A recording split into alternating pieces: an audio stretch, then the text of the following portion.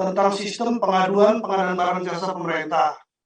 Nah, kenapa ini bisa kita launching Bapak Ibu ya, kita terbitkan? Kalau kita lihat Perpres 16 tahun 2018 sebagaimana sudah diubah di dalam Perpres 12 tahun 2021, di pasal 76 disebutkan bahwa menteri, kepala lembaga, kepala daerah wajib, ya ini wajib hukumnya ya Bapak Ibu ya, wajib melakukan pengawasan pengadaan barang jasa pemerintah melalui APIP, ya APIP yang ada di kementerian lembaga pemerintah daerah masing-masing.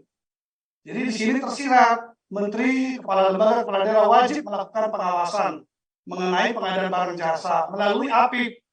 Ya, jadi semoga seluruh kementerian lembaga pemerintah daerah sudah memiliki ya struktural APIP ini.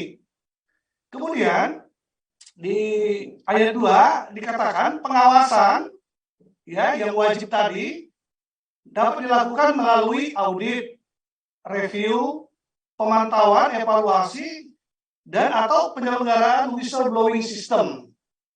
Ya, jadi diberitahu ya beberapa metode atau cara untuk melakukan pengawasan.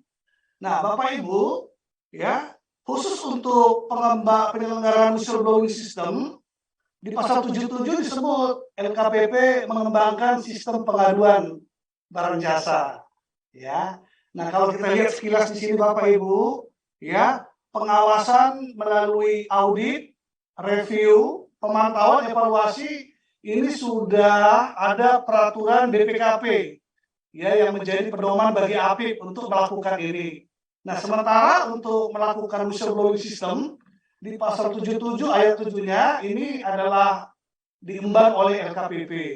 Ya, jadi untuk mengemban amanah pasal 77 ayat 7 inilah LKPP membangun sistem pengadaan barang jasa pemerintah yang memuat ya, nanti kita lihat memuat whistleblowing system sendiri ya yang sistem yang dapat digunakan oleh whistleblower ya pegawai internal maupun oleh masyarakat. Ya, di pasal 77 ini ada pengaduan masyarakat. Jadi masyarakat di luar whistleblower itu dapat melakukan pengaduan ya, dapat mengadukan sesuatu mengenai indikasi pelanggaran di bidang pengadaan barang jasa pemerintah. Dan sistemnya ini sekarang kita bangun. Nah, kita lihat Bapak Ibu, peraturan LKPP yang baru ini yang nomor 6 tahun 2022 tentang sistem pengadaan barang jasa pemerintah ini mencabut peraturan kepala LKPP nomor 11 yang telah 2 kali kami ubah ya tentang whistleblowing system. Nah, karena apa? Karena memang sistem yang baru ini sudah memuat WBS dan termasuk memuat pengaduan melalui selain whistleblower ya, selain whistleblower. Nah, kita lihat ini Bapak Ibu, peraturan LKPP nomor 6 ini ya, outline-nya ada latar belakang, tujuan, ruang lingkup, kriteria dan data pengaduan, mekanisme pengaduan, tindak lanjut pengaduan, unsur penyelenggaraan sistem pengaduan, verifikator, penelaah, kewajiban pengadu dan teradu, perlindungan bagi pengadu dan teradu, ketentuan peralihan. Jadi kita lihat, nah latar belakang sebagaimana tadi telah kami jelaskan dan juga telah diuraikan oleh Pak Deputi ya, bahwa sistem pengaduan ini adalah untuk mengemban amanat pasal 77, khususnya tadi ayat 7 ya, LKPP mengembangkan sistem pengaduan. Ya. Nah, pengaduan yang dimaksud itu adanya indikasi pelanggaran administratif, ya, pelanggaran mengenai persaingan usaha serta tindak pidana dalam pengadaan barang jasa pemerintah. Kemudian kita lihat juga ya tren pengadaan barang jasa yang meningkat dari tahun ke tahun. Ya, untuk itu diperlukan memang pengelolaan penanganan pengaduan ini ya supaya lebih efektif dan akuntabel. Nah, kita lihat Bapak Ibu, data pengaduan yang di sini tahun 2018 pengaduan yang masuk melalui LKPP itu 342. Ya. 2019 meningkat 421 dan terakhir 2021 836 ya. Dan ini pengaduan yang masuk ke LKPP aja Bapak Ibu ya, belum lagi pengaduan yang langsung ke APIP Bapak Ibu. Ya, sebagai pengelola kementerian lembaga pemerintah daerah, belum lagi pengaduan yang masuk ke KPK. Ya, melalui span lapor, melalui ombudsman seperti tadi dikatakan Pak Deputi. Nah, untuk itu Bapak Ibu melihat tren seperti ini dan untuk ya kita bisa menjalankan amanah tadi ya, pengaduan dari masyarakat tadi di luar whistleblower, makanya dalam sistem pengaduan kita yang baru ini aplikasinya kita perbarui. Ya, pembaruan dalam aplikasi ya. Nanti kita lihat apanya yang diperbarui ya, bahwa nanti ada memuat whistleblowing system juga dan juga memuat pengaduan. Kemudian berdasarkan objek pengaduan kita lihat Bapak Ibu memang ya yang mendominasi pelanggaran administrasi ya. Kemudian persaingan usaha tidak sehat, sini ada pengaturan tender ya, kemudian tindak pidananya sedikit, kemudian ada masalah lainnya ya. Nah, kita lihat Bapak Ibu. Nah, tujuannya tadi telah kita sebut ya, meningkatkan efektivitas dan akuntabilitas dalam penanganan pengaduan. Nah, sehingga kita juga bisa sebenarnya kalau penanganan kita efektif, maka nanti peningkatan peran serta masyarakat ini untuk memberikan informasi ini ya dapat kita pertahankan. Ya, tapi manakala nanti kita tidak menangani secara efektif dan akuntabel, maka peran serta masyarakat juga nanti bisa-bisa kita nggak dipercaya masyarakat lagi. Ya, masyarakat bisa apatis. Ya, jadi untuk menghindari itu kita harus menangani pengaduan ini dengan lebih baik. Kemudian untuk meningkatkan upaya pencegahan dan pemberantasan tindak pidana korupsi, ya kita berharap dengan adanya ini ya pengembangan pengaduan ini korupsi itu bisa dicegah dari awal ya, ada deteksi secara dini oleh APIP ya. Kemudian meningkatkan sistem pengawasan internal dalam memberikan perlindungan kepada pengadu ya. Nah, kemudian kita lihat Bapak Ibu, sistem pengaduan yang dikembangkan oleh LKPP dalam peraturan nomor 6 tadi itu ya yang dapat dimanfaatkan oleh pengadu untuk mengadukan dugaan pelanggaran di bidang pengadaan barang jasa pemerintah. Jadi sistem pengaduan yang kita bangun ini ada dua pintu. Pintu pertama melalui pengaduan.lkpp.go.id. Ya, ini siapa pengadunya? Pengadunya merupakan masyarakat, kelompok masyarakat, pelaku usaha, instansi maupun badan hukum.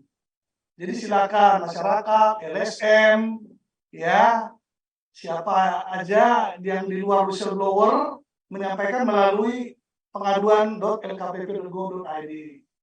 Kemudian kalau orang internal atau whistleblower itu adalah pegawai internal ya Bapak ya, orang internal yang bekerja di kementerian lembaga pemerintah daerah tersebut ya, dia melihat ada dugaan pelanggaran dalam bidang pengadaan barang jasa pemerintah dapat menggunakan pintu wbs.inaprok.id. Ya, jadi kita buka dua pintu di dalam aplikasi ini. Jadi kita harapkan menampung semua unsur ya baik internal maupun eksternal kita untuk melakukan pengaduan, meningkatkan peran mereka dalam pengadaan barang jasa pemerintah. Kemudian kita lihat tadi objek aduannya ada 3 ya, pelanggaran administrasi itu merupakan penyimpangan atau pelanggaran terhadap organisasi dan tata kerja pelaku PBJ.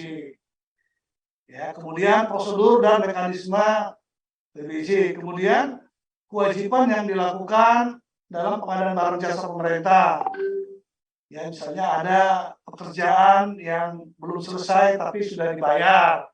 Nah, itu termasuk administrasi di sini ya. Kemudian persaingan usaha tidak sehat, adanya persekongkolan ya, yang membuat nanti persaingan usaha dalam tender itu menjadi tidak berjalan, ya.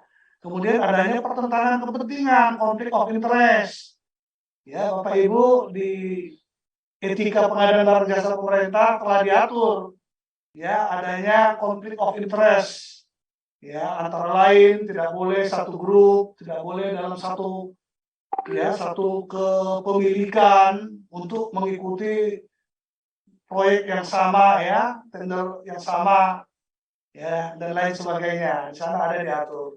Kemudian kemungkinan juga adanya tindak pidana dalam pengadaan barang jasa itu.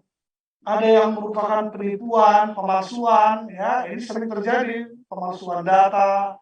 Ya kemudian adanya ini korupsi dalam pengadaan, ada suap, gratifikasi, pemerasan, ya penyalahgunaan wewenang, fiktif. Nah ini masuk sini semua, Bapak Ibu. Jadi objek aduan itu ya kita harapkan mencakup semua aspek, ya yang bisa membuat pengadaan barang jasa itu tidak mencapai tujuannya. Kemudian kita lihat Bapak Ibu, bagaimana ya alur pengaduan di dalam pengadaan barang jasa pemerintah. Nah, di sini kita lihat bahwa pengadu itu tadi ya dapat masuk melalui 2 pintu. Kalau dia merupakan pegawai internal kementerian, lembaga atau pemerintah daerah itu, atau yang kita sebut sebagai whistleblower, dia menggunakan pintu wbs.inaprok.id. Tapi kalau dia orang luar seperti LSM, masyarakat, ya pengusaha, ya calon pemenang tender, ya atau peserta tender yang kalah, silakan menggunakan pintu pengaduan.lkpp.go.id. Nah, nanti akan disaring di awal oleh yang namanya verifikator. Ya. Jadi untuk tahap awal, penelitian tahap awal dalam penanganan pengaduan ini, kita memperkenalkan nanti dua kelompok tugas, ya. Satu namanya verifikator, nanti satu lagi namanya penelaah. Ya. Jadi verifikator ini melakukan penyaringan data awal. Ya. Penyaringan data awal. Kalau nanti datanya kurang lengkap, verifikator ini ya dapat meminta tambahan data kepada pengadu. Ya. Nah, manakala nanti verifikator melihat datanya kurang lengkap, ya. Karena apa Bapak Ibu? Verifikator ini bekerja nanti ada data-data yang harus diisi oleh para pengadu ini. Ya. Nah, kemudian manakala ya verifikator ini merasa pengaduan tersebut, substansi pengaduan tidak memenuhi kriteria, verifikator dapat menutup. Ya, dapat menutup pengaduan. Ya. Nah, kemudian manakala verifikator itu merasa datanya sudah memenuhi kriteria, dia meneruskannya ke penelaah.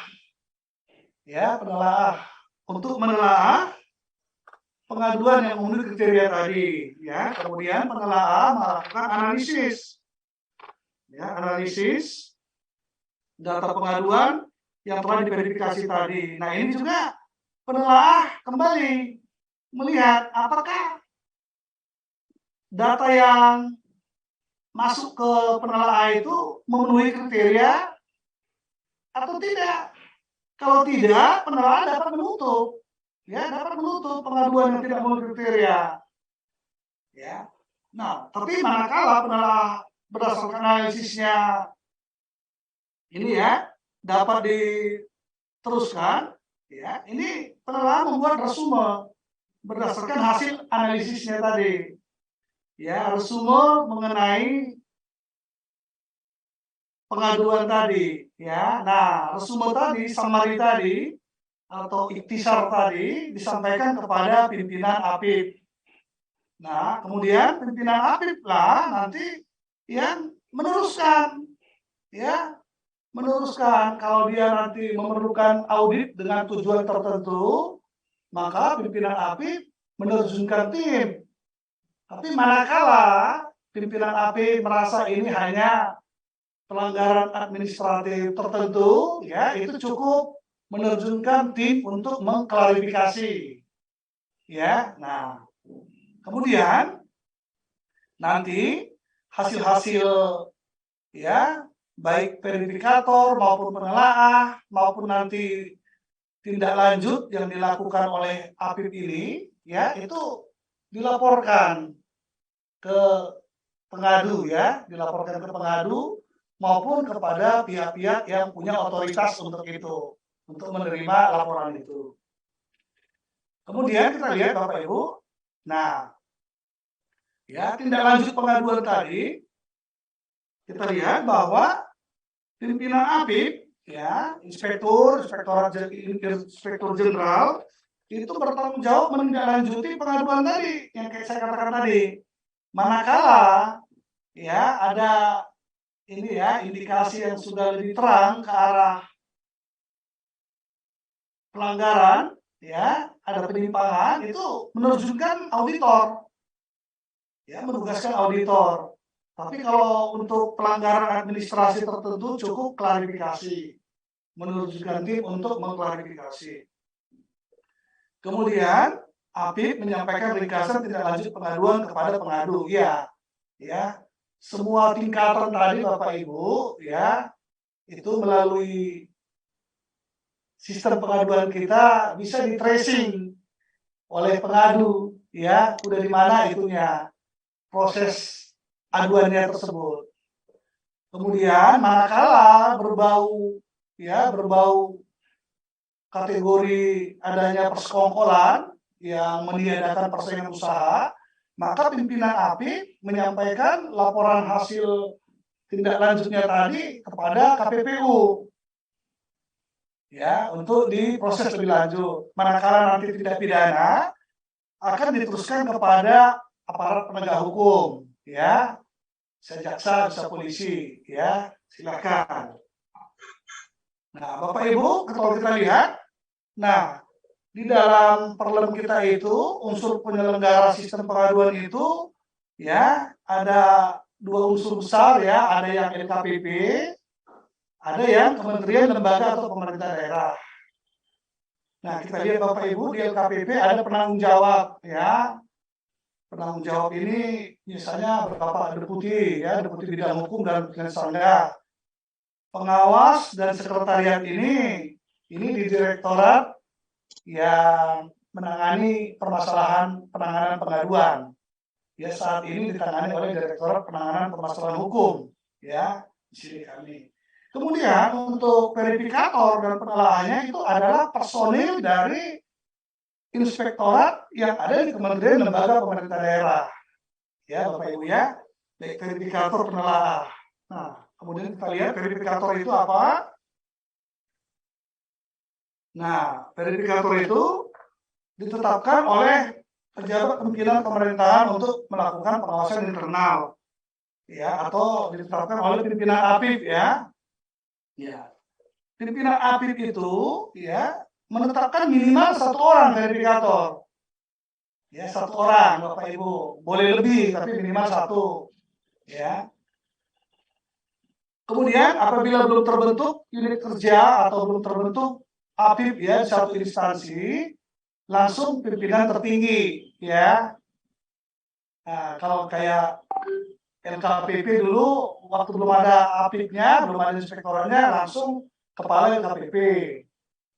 Kalau dulu misalnya KPU belum ada inspektoratnya, langsung sekjen KPU-nya yang menetapkan. Ya, seperti itu Bapak Ibu ya.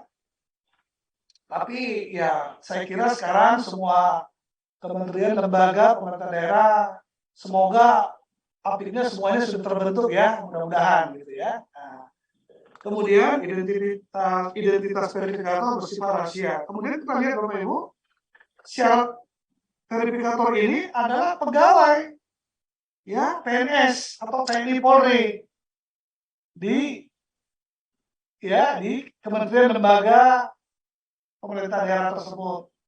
Kemudian sebagai auditor, ya, diharapkan verifikator ini juga udah dari auditor gitu loh Bapak Ibu ya, sebagai auditor atau pengawas internal, ya. Kemudian memiliki integritas. Ya, jadi syaratnya PNS atau anggota Polri atau anggota TNI. Nah, kemudian tugasnya apa Bapak Ibu? Ya ini tadi, verifikator itu menyaring, ya, menyaring awal, ya, menyaring data pengaduan berdasarkan kriteria dalam aplikasi. Ya, Bapak Ibu, di dalam aplikasi kita nanti harus ada beberapa yang diisi, misalnya nama proyek yang diindikasikan ada penyimpangan. Ya, kalau dimungkinkan ada kode RUP-nya, kode RUP-nya. Ya, gitu ya Bapak Ibu ya. Kemudian tahun anggaran berapa? Nah, itu ya. Kemudian menentukan kategori objek pengaduan. Apakah tadi administratif, kira-kira apakah pelanggaran, penyimpangan, persaingan usaha, apakah pidana. Kemudian menentukan tahapan pengadaan. Tahapan pengadaan ini Bapak Ibu ya, mulai dari perencanaan, persiapan, pemilihan, pelaksanaan kontrak, serah terima, sampai pembayaran. Ya, silahkan. Ya, dipilih. Kemudian menentukan pihak teradu. Ya, siapa kira-kira ya yang diadukan oleh pengadu ini gitu loh. Kemudian buat resume verifikator. Ya, nanti resume ini yang diteruskan kepada penelaah. Nah, manakala nanti verifikator merasa datanya kurang, ya, dia berhak meminta tambahan data kepada pengadu. Ya, minta tambahan data kepada pengadu. Ya. Kemudian menyampaikan tambahan bukti dari pengadu kepada penelaah.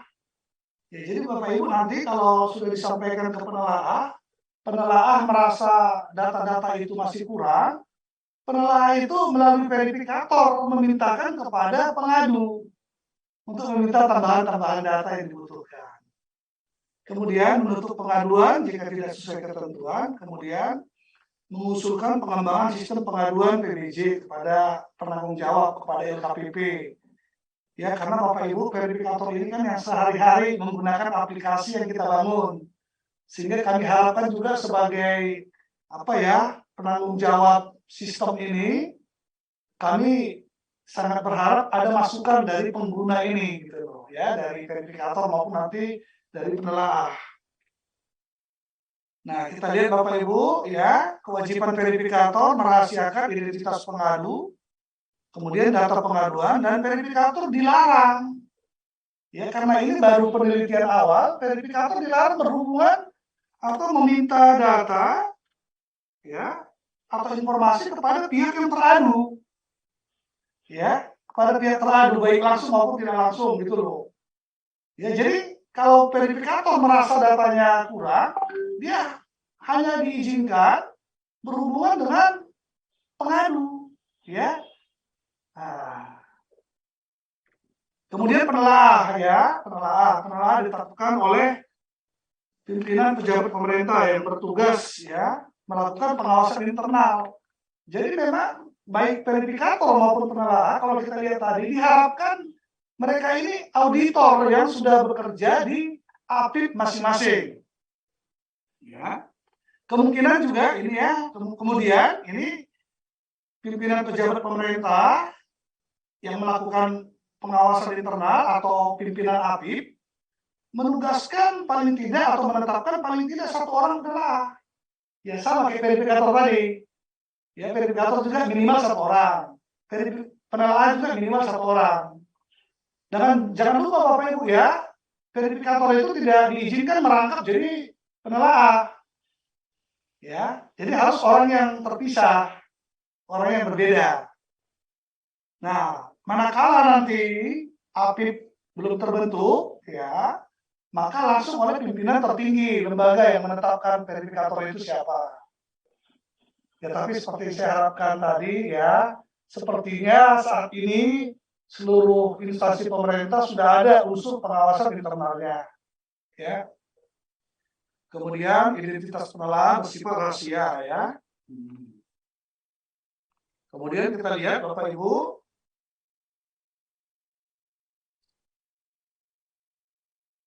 Nah, kita lihat ya. Penelaah.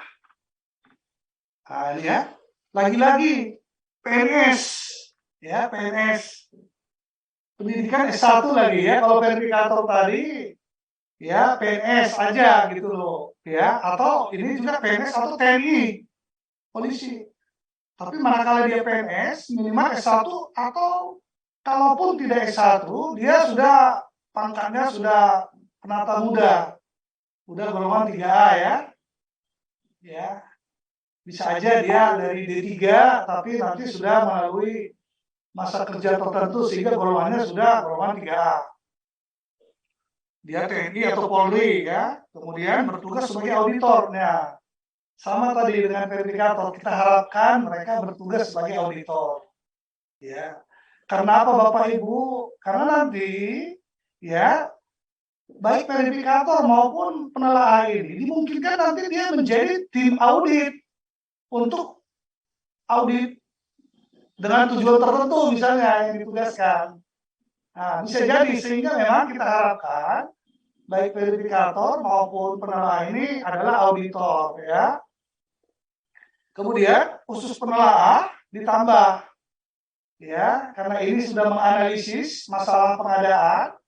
Ini kita harapkan dia sudah lulus sertifikasi tingkat dasar atau sekarang istilah LKPP kita ganti namanya menjadi sertifikasi level 1 ya. Nah, khusus penelaah Bapak Ibu kita lihat pertama membuat telaahan terhadap pengaduan beserta dokumen pendukung ditelaah. Tapi manakala nanti penelaah merasa dokumen itu kurang, data pendukung kurang, dia bisa minta tambahan data kepada pengadu. Tapi jangan lupa Bapak Ibu ya, kalau penelaah ini melalui verifikator. Ya, melalui verifikator. Kita harapkan jangan dia langsung ke pengadu. Ya, melalui verifikator. Kemudian menyampaikan tindak lanjut pengaduannya kepada pengadu sehingga melalui sistem kita ini pengadu juga terinform mengenai status pengaduannya sudah sampai mana. Ya. Kalau ditutup juga nanti ditutup ya kita laporkan juga pengaduannya karena tidak memenuhi kriteria tertentu tadi ya, kriteria data dan pengaduan tadi kita ditutup oleh penelaah. Ya. Kemudian kalau memang hasil analisis dari penelaah ini bisa ditindaklanjuti, dia menyampaikan hasil penelaahannya kepada pimpinan APIP. Ya. Tadi pimpinan APIP yang mengambil keputusan untuk diteruskan menjadi audit lanjutan ya, audit lanjutan. Apakah audit dengan tujuan tertentu, audit investigasi, apakah hanya klarifikasi, ya. Kemudian juga kami harapkan karena penelaah ini juga sehari-hari dia berinteraksi dengan sistem yang kita bangun, ya kita harapkan juga dia kalau menemukan kekurangan dari sistem yang kita bangun itu, kita harapkan dia memberi masukan, ya untuk bisa kita perbaiki aplikasi kita ini. Nah, kemudian kewajiban penelaah Bapak Ibu kita lihat, ya merahasiakan identitas pengadu, data pengaduan, hasil tindak lanjut pengaduan. Jadi penelaah itu juga nggak boleh sembarangan Bapak Ibu ya menyampaikan hasil telaahannya ke pihak-pihak yang tidak berkepentingan. Dia itu hanya boleh menyampaikan tadi kepada pimpinan APIP, kemudian hanya kepada pengadu. Di luar itu rahasia Bapak Ibu ya. Tidak boleh ya jadi bocoran ke sana kemari. Ya. Kemudian juga dilarang ini ya berhubungan atau meminta data pengaduan kepada teradu ya. Jadi kalau dia merasa data yang dianalisisnya kurang, dia melalui verifikator memintakan kepada pengadu, ya, kepada pengadu. Jadi jangan langsung ke teradu, itu dilarang. Karena sekali lagi Bapak Ibu, ya, ini baru tahap penelitian awal, ya, tahap penelitian awal ini. Ya, sistem pengaduan yang kita bangun ini adalah penelitian awal dari pengadaan barang jasa pemerintah, ya. Kemudian kewajiban pengadu dan teradu kita lihat, Bapak Ibu, ya, harus sama-sama beretikat baik, ya, bersikap kooperatif, ya, kemudian menyampaikan dan pengaduan dengan disertai bukti yang faktual, kredibel, dan otentik. Ya, jadi memang harus, ya, ada bukti yang fakta, ya, jangan opini, jangan desas-desus, nah, jangan isu, ya. Kemudian harus kredibel, dapat dipercaya itu, ya, pengaduannya, dan otentik, ya, jangan yang udah diedit-edit, ya. Nah, seperti itu. Kemudian menyampaikan seluruh data pengaduan dan informasi dengan benar, ya, ini, ya. Kemudian perlindungan pengadu dan teradu, ya, ini nanti yang akan kita dengarkan juga panjang lebar nanti dari Pak Sriana, ya, dari LPSK. Karena Bapak Ibu sekalian yang kami hormati, mengenai pasal-pasal perlindungan pengadu dan teradu ini juga kami sampaikan bahwa kami juga waktu itu dapat masukan dari LPSK.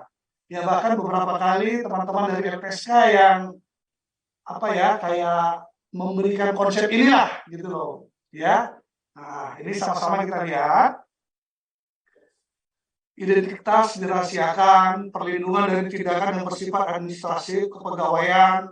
Ya, ini juga harus kita jamin, Bapak Ibu. Jangan nanti seorang whistleblower melaporkan atasannya, besoknya langsung, ya, SKP-nya langsung buruk semua, gitu, ya, atau langsung dimutasi, ya. Nah, jangan. Nah, ini harus ada jaminan. Kemudian pemindahan tugasan atau mutasi bagi pengadu dalam hal ada ancaman fisik. Nah, ini sebaliknya. Kalau misalnya akibat dari pengaduannya tersebut dia diancam di situ, ya, di instansi asal dia, ya, kita bisa mengusulkan dia bisa ke satker yang berbeda di tempat dia yang aman. Ya, saya ingat dulu teman saya ada di satu perwakilan BPKP menjadi mengadukan, tapi karena dia dapat ancaman dia dipindahkan ke perwakilan BPKP yang jauh dari sini, gitu loh. Nah, jadi itu, ya, dimungkinkan untuk dilindungi, gitu, ya. Kemudian bantuan pelaporan kepada aparat penegak hukum. Nah, ini kemudian bantuan permintaan perlindungan kepada LPSK apabila mendapat ancaman dan dalam proses peradilan pidana.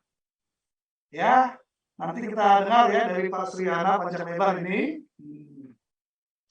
Kemudian tadi ada perlindungan, ya, kepada pengadu, ini bagi teradu juga ada perlindungannya, ya, Bapak Ibu, ya. Pertama, diperlakukan sebagai pihak yang tidak bersalah. Ya, ini mirip aja praduga tak bersalah, ya. Sampai nanti ada keputusan yang membuktikan bahwa dia benar-benar salah. Jadi kalau masih proses, ya tetaplah kita anggap yang bersangkutan itu, ya, tetap tidak bersalah, gitu loh. Ya. Dan juga kalau dalam proses, jangan langsung dikenakan sanksi dulu. Ya, dibuktikan dulu sampai ada pembuktiannya bahwa yang bersangkutan memang bersalah, baru diambil tindakan sanksi. Jangan baru desas-desus saya udah langsung diambil tindakan. Nah, ini nggak sesuai dengan semangat seperti ini, gitu, ya. Ya. Kemudian ini tadi yang dibilang Pak Deputi kami tadi, ya, Deputi Pak Setia Budi tadi, perlindungan bagi teradu dapat dilakukan oleh LPSK apabila dalam proses peradilan pidana teradu bekerja sama dengan APH dalam memberikan informasi, apa tadi istilahnya, justice collaboration, ya. Nah, seperti itu, ada hukumnya lah yang bersangkutan bisa dilindungi, gitu loh, ya. Ya. Nah.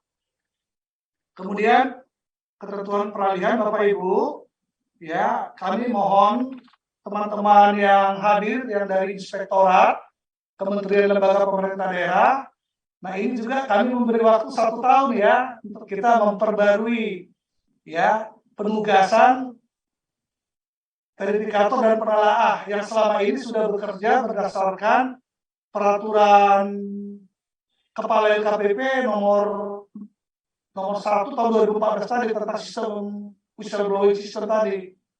Nah, jadi ini kita harapkan teman-teman silahkan menyurati kami ya nanti di kolom chat kami ya tolong nanti teman-teman ya yang yang PIC dari penanganan pengaduan, Mas Ilham, Mbak Tia, Mbak Rika, silakan nomor HP-nya dicantumkan di kolom chat untuk teman-teman kita dari inspektorat untuk bisa nanti kontak dengan kita. Manakala mereka mau menyurati kita memperbarui penugasan dari para verifikator dan penelaah yang ada di APIP masing-masing. Ya, sekarang kan disesuaikan dengan peraturan lembaga yang baru ini. Ya, barangkali itu Bapak Ibu yang bisa kami sampaikan. Sekian dan terima kasih. Kami kembalikan ke Mbak Rika. Baik Pak John, terima kasih atas sharing dan penjelasannya Pak John. Sangat menarik sekali tadi dijelaskan bahwa sistem pengaduan yang dikembangkan oleh LKPP untuk mengelola pengaduan dapat dimanfaatkan oleh pengadu untuk mengadukan dugaan pelanggaran di bidang pengadaan barang jasa pemerintah.